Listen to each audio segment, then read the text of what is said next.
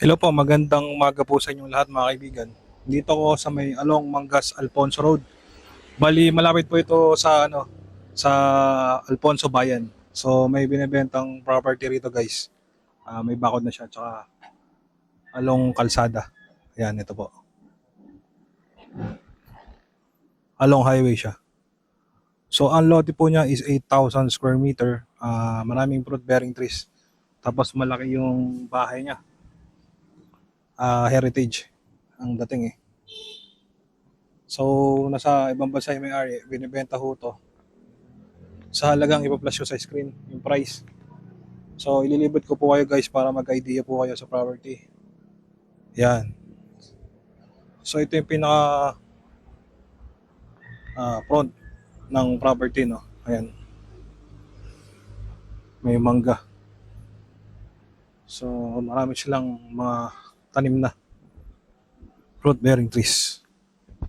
Tsaka ang laki, 8,000 square meter yung total lot. So kung naghahanap kayo ng bahay dito sa Alfonso, Cavite, ito maganda guys kasi along siya, along Provincial Road. Ayan. Accessible po siya.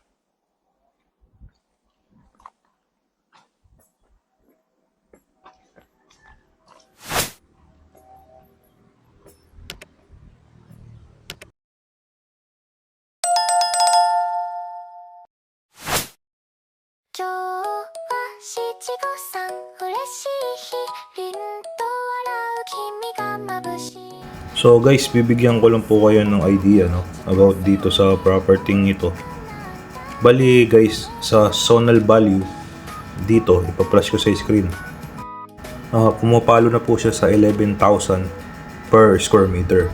So kung ita-times po natin guys, kung ita-times lang natin sa zonal value 11,000 times dun sa property, 8,142. So ang pinaka price niya is 89 million. So, kung pagbabasihan po natin yung zonal value. Pero ito guys, binibenta to sa around 70 million. Parang ang dating, lupa lang po yung binili ninyo. So, lumalabas, parang pre na yung bahay. Yan, 70M. Pero kung pagbabasihan ng owner yung presyong sa zonal value, ang laki 89. So, malaki po yung pinakatawad niyan guys. Yan, tapos title pa yan guys. Updated yung familiar. So, kung interesado po kayo rito guys, ipa-flash yung aking number. Tawagan nyo ako para makita nyo po ito ng personal. Itong property. Yan, kasi kung tutusin, parang pre na yan eh. Pre na yung bahay. Ang binili nyo na lang yung lupa. Tapos ang laki pa ng binagsak niya kasi kung babasihan natin sa zonal value, 89 million ito, binibenta lang ho siya sa halagang 70M. Yan. Tapos kung mapapansin nyo po yung nakasulat po doon sa mismong ipa-flash ko, nagaling po yan sa munisipyo Year 2021 pa po yan. So, what more na pala ngayon kasi year 2026 na ngayon. So, magkano na ngayon lalo sa zonal value. So yun po, binigyan lang ko po kayo ng idea about dito sa property. At least mapag-aralan nyo po ito guys, itong property ito. Maganda kasi along along Provincial Road. Tapos malaki yung frontage niya. Maganda siya gawing pang Airbnb, yan. Or gawin yung resort kasi along kalsada, madaling mapuntahan madaling mahanap. Yan, malapit pa ito sa sa Alfonso Bayan. Yan, malapit din ho ito sa Tagaytay.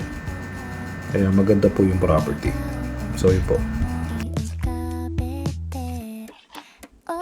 Bali, ang lot area po nito guys is nasa 8,000 plus square meter. Yan. Bambo.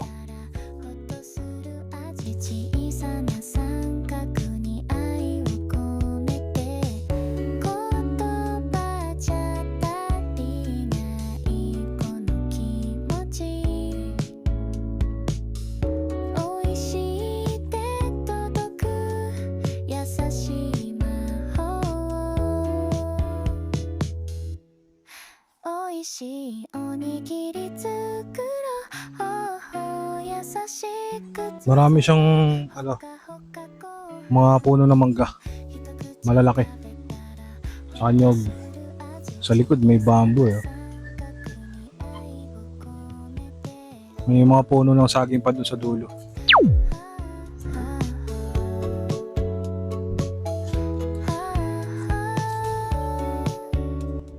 Ito yung mga manggang kalabaw.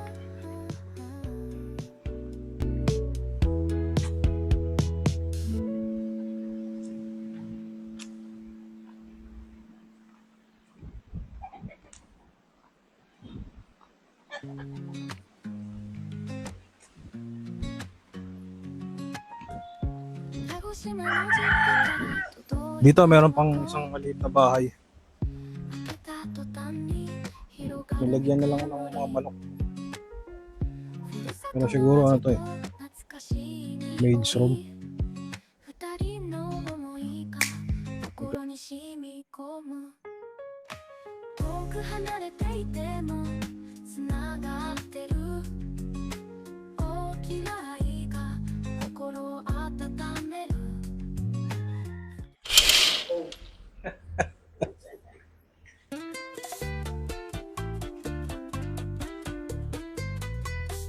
Sama na ho ba gamit? Sa bentahan?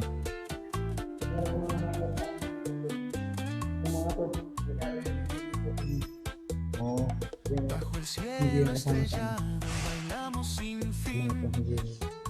Yung mga abubot.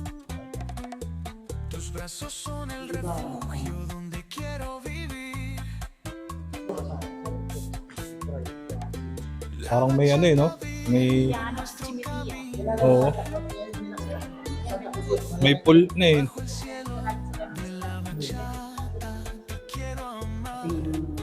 Pating, oh.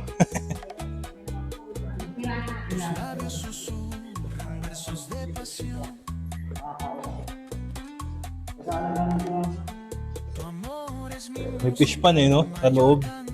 Okay eh.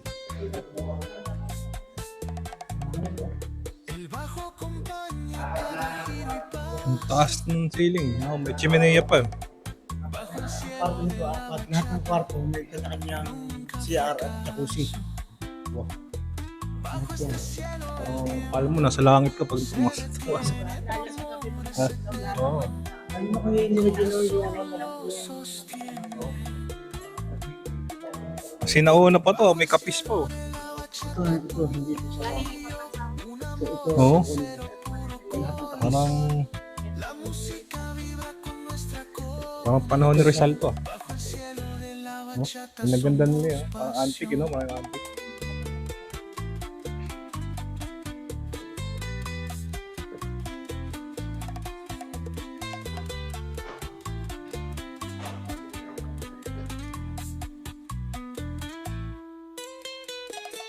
Okay, no?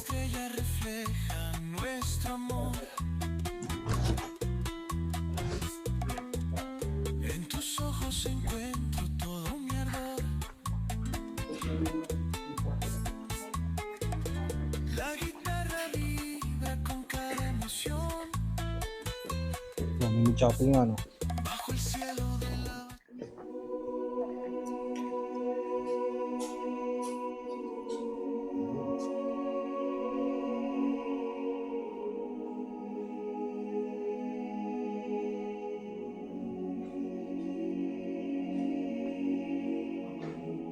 Kahit hindi na pala pumunta sa simbahan, no?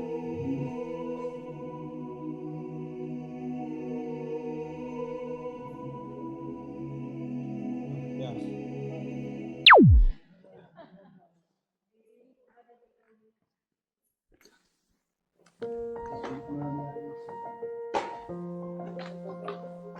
CR. Siya? CR. Okay, ah.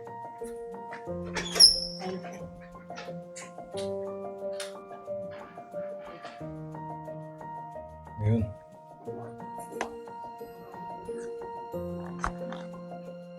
Oo, CR.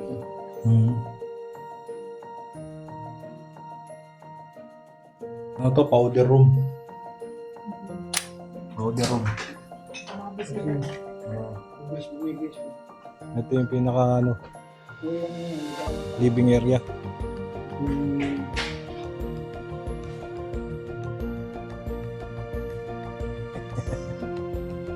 Pero pang underground. ito, Po yan. ito, Okay ah. ito yung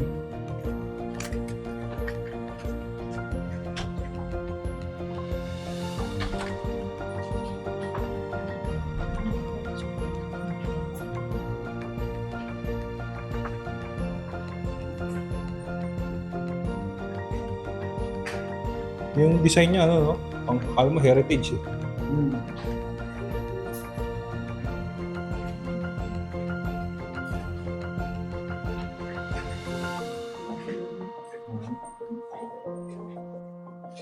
Yan.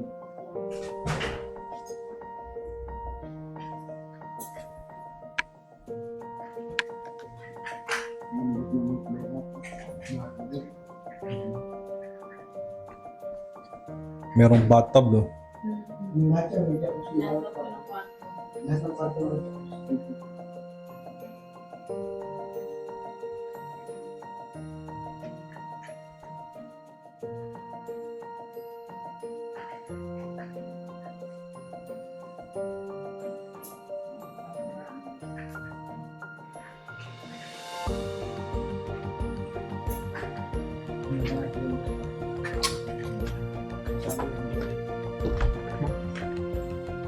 Storage.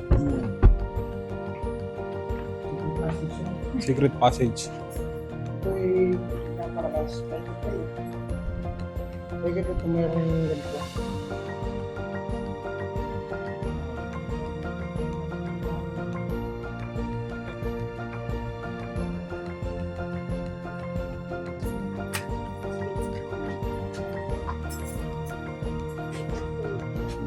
Taba.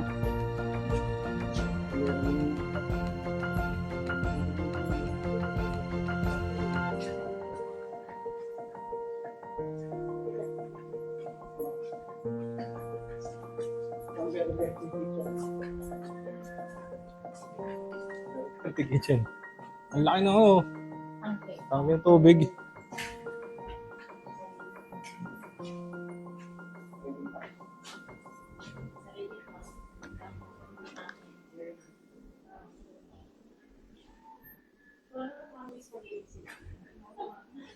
Bango, yung may spaghetti nga eh.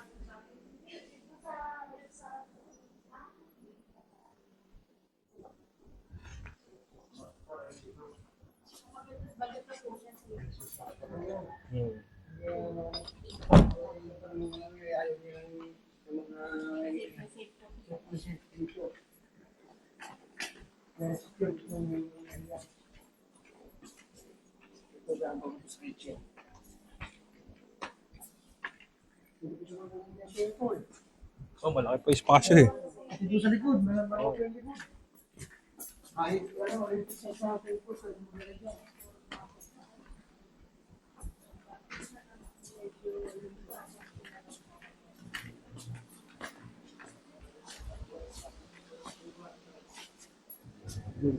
Okay. Ito nga to. Okay.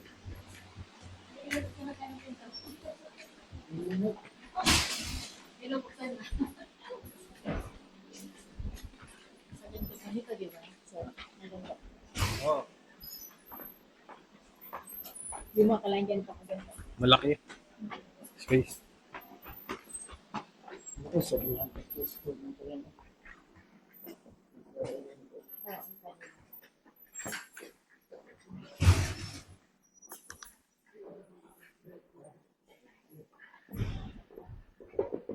Ano to, no? Parquet. Yung kanyang, ano, flooring. Hindi tiles eh. Ito, tiles. Yan. Ito po yung master's bedroom. Hindi.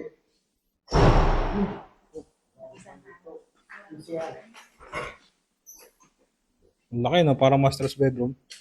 Mas malaki po yung master. Mas malaki, no? Wala tayong ilaw dyan.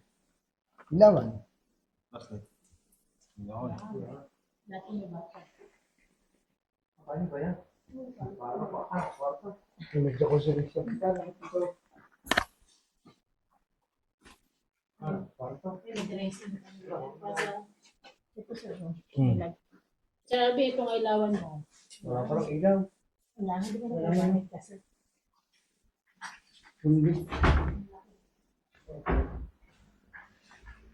Kala mo, master's bedroom na. No? Mas malaki pa po. Mas malaki pa. Dalawa po na.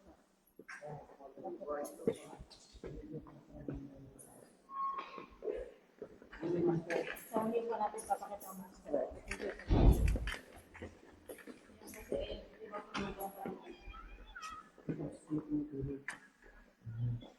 Oh.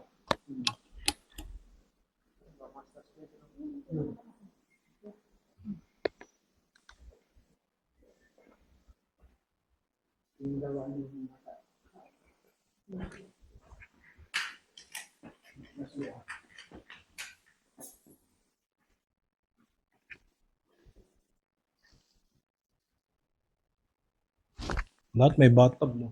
Ito meron. Yun nga, yung dresser lang eh. Isang kwarto, isang malaking kwarto lang. Tapos yun yung master.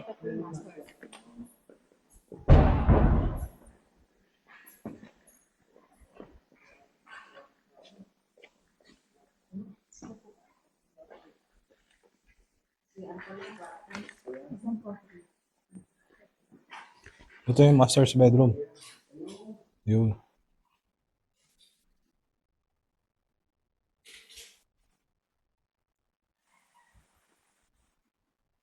Ito naman sa aking bahay.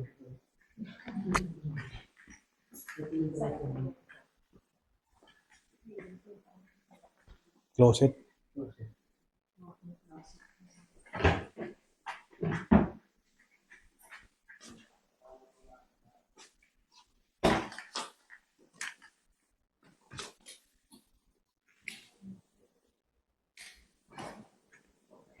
Yun naman yung ilaw. Oh. Okay eh.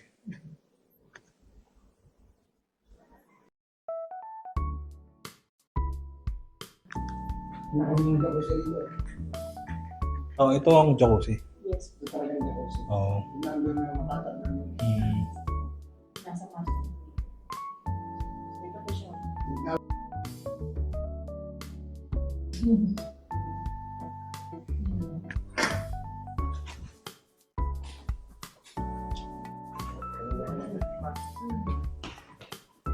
Ito po may Ay, oo. Yung tayo galing kanina eh.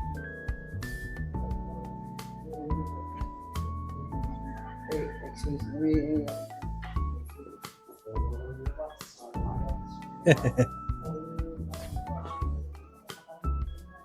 Ay, sa'yo, meron dito. Ano? Fish pan. Oo, yun.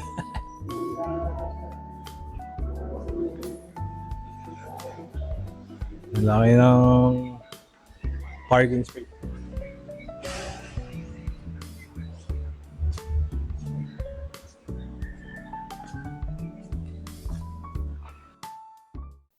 So yun po, inyo pong nasaksihan itong property dito po sa Mangas Alfonso Road. Bali, actually, mura na lang niya binibenta ng owner. Kasi kung tutusin, ipa-flash ko dyan sa screen guys. Ang zonal value nito guys, no? Galing sa munisipyo yun eh, yung copy. Ang zonal value is 11,000 per square meter. Kasi along provincial road siya. So kung ito times natin, no? Na 11,000 times 8,142 square meter.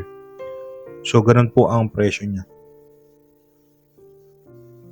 So, yun guys, kung interested po kayo dito, ipa-flash yung aking number, tawagan nyo ako. At tignan natin to ng personal. Yan. Tapos kung mag-decide po kayo, pwede tayong mag-meeting kasama yung owner. So, yun po. Muli, maraming salamat sa tumatangkilik at sumusubaybay ng aking YouTube channel.